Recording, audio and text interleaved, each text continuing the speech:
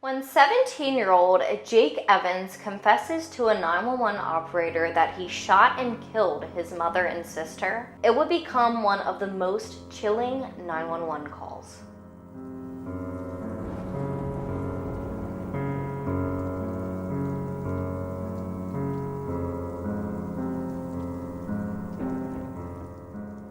Good afternoon, everyone, and welcome back to my channel and Killer Concepts, the place where we talk about all things true crime. My name is Peyton. Before we get started, please make sure to hit that red subscribe button down below and turn on your post notifications so you do not miss any future videos. I just do want to give a pretty big warning. This crime is very brutal. It may be hard to listen to, but I think it is good to talk about all different kinds of situations. It's not that this one is super descriptive, it's just when, and I'll give you another warning, it's just when we get into the actual murder, it's just kind of hard to hear, to be honest. It's even harder if you're listening to the actual call. So the case we'll be talking about today is a case from 2012. More specifically, it is about Jake Evans, a 17-year-old boy who called 911 to tell them he murdered both his mother and sister. I randomly came upon this case while on Facebook one day. I honestly don't even remember this happening. I don't remember seeing it on the news when it happened, but some of the things said in the 911 call are just wild. It's very chilling. This may be a shorter video, but we all know how that goes, so we will see what happens. We are mainly going to be talking about the 911 call and statements made during it. I am not going to play the actual 911 recording as I do not want to have any issues with copyright. I did link the audio and transcript for the whole conversation down below if you'd like to check that out. There are also many videos on YouTube with the audio as well. I just don't have time to honestly see what I am allowed to share or allowed to edit into the video as for like 911 calls and stuff. I believe it varies by state. So I just think it's safer for me to steer clear of it. I also want to mention that this 911 operator was incredible. She has him on the phone for about 25 minutes and is engaged the entire time. There are a lot of calls I have heard where the operator doesn't react well or ask the right questions. This woman, however, was wonderful. She kept the teen on the phone, got as much information out of him as possible, and made sure the police were entering into the best possible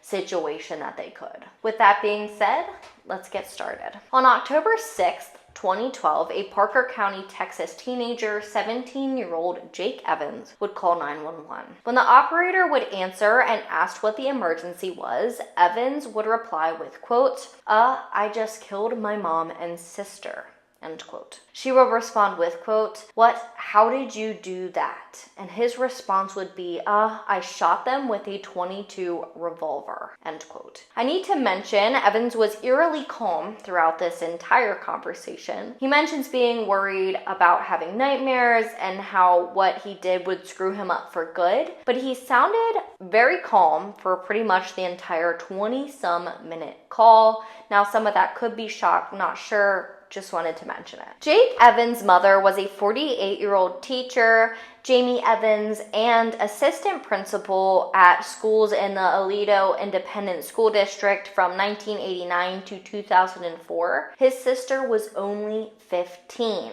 per ABC News. The school district would release the following statement after the murders about Jamie and Mallory. Quote, Aledo ISD is deeply saddened to learn of the death of a former employee and a former student, the school district said in a statement. Her dedication to her students and her love of learning was an inspiration to all who knew her. We also mourn the death of Mallory Evans, a former elementary and intermediate school student. She was a sweet child that will be missed by her friends and school family, end quote. When the operator would ask him why he did this, he would respond in a very chilling way. This next part is all going to be one giant quote, but I will let you know who is speaking at the beginning of each statement.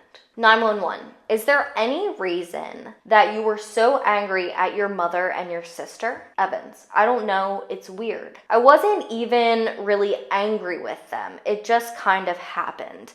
I've been kind of planning on killing for a while now. 911. The two of them or just anybody? Evans. Pretty much anybody. 911. Why? Evans. I don't know. I don't really like people's attitude.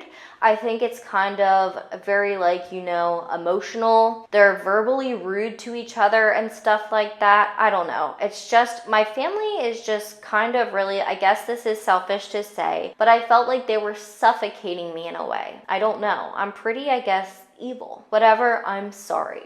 End quote. I am not a psychologist, but to me there is a clear sign of mental health issues here. He had been thinking about killing. His reasons are not things that would make a normal person want to go through with murder, especially their family. They just aren't. Evans also didn't grow up in a poor family by the looks of it. His family lived in an upscale gated community in Aledo. I apologize if I'm pronouncing that wrong. It was a beautiful home, so this was not the kind of thing you would expect in this area. It is interesting to me though that in the beginning of 2010, both Jake and Mallory will withdraw from their schools to become homeschooled. Daily Mail reports that Jake had abruptly withdrew from high school at the beginning of the year, while Mallory would begin homeschool in January. I would be curious as to know if there was a reason for this, especially since Jake withdrew abruptly. Was he struggling in school? Was he being bullied? I would just be curious to know. I did not find anything on it. So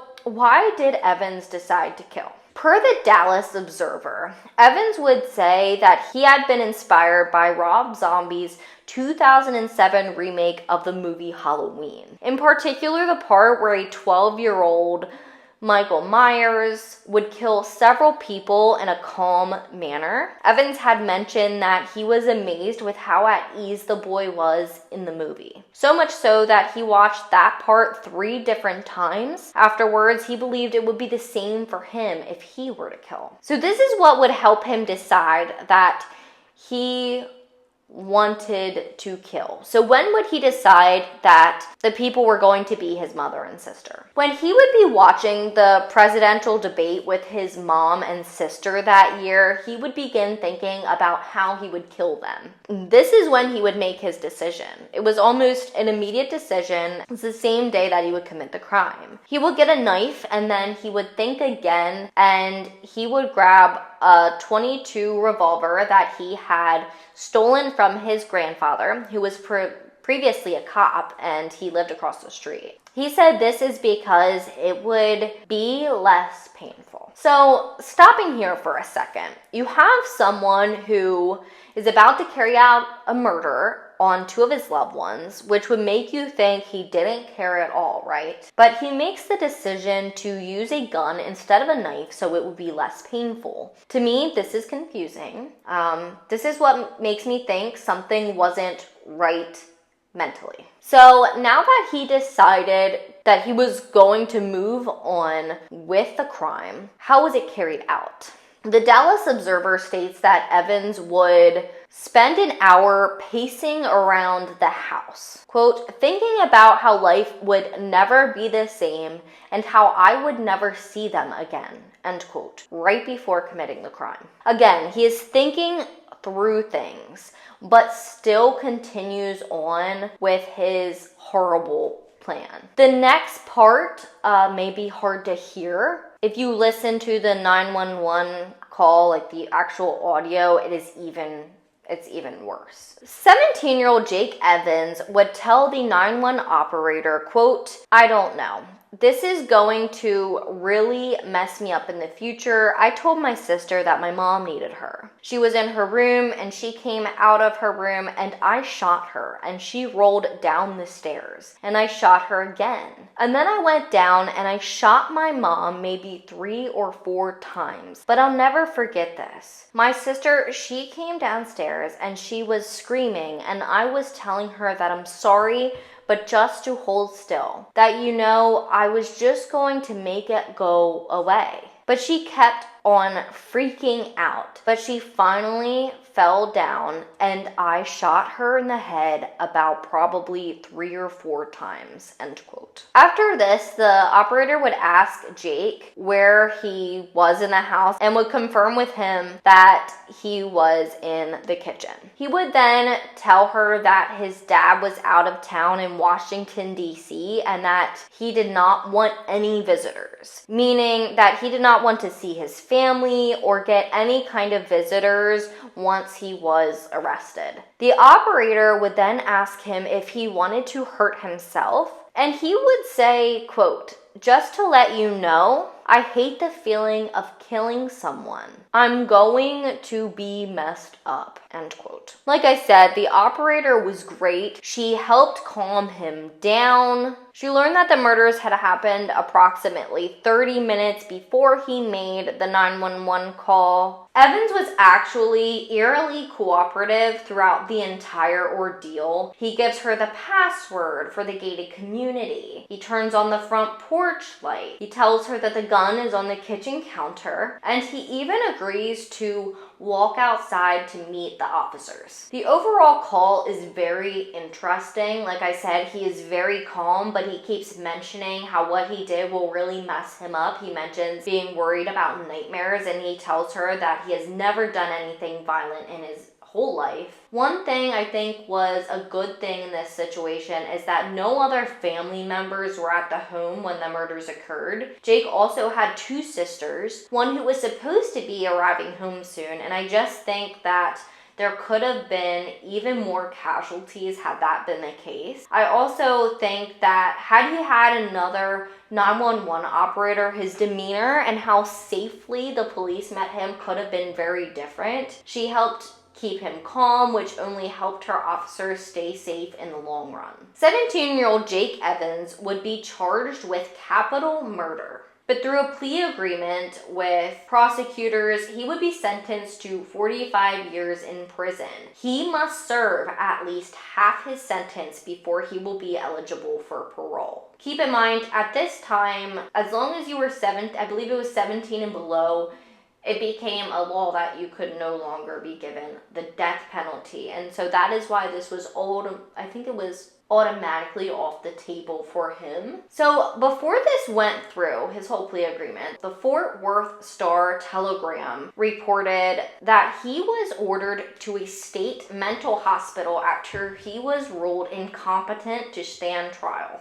Once he was ruled competent again, this is when he would finally make his plea deal. Jake's family would actually be part of helping him get his plea deal through a letter they had written. Quote, "None of us want Jake and our family to be subjected to a capital murder trial, which we feel would not be in his and our family's best interest. We wish to close this chapter of our lives in order to continue healing as a family." End quote. A family friend of the family, Leslie Richardson, would describe Evans as quiet and gentle to NBC News. Quote, "Everyone knew him as just being the quiet kid, but he was really sweet and gentle," end quote. In regards to his mother, she said, quote, "I mean, she was kind of like a second mom. They were just a really good family, and I mean, my whole family was close to them, so I wish I could just say that I loved them." End quote. As always, my heart goes out to the family in this horrendous crime. It really is just absolutely tragic. It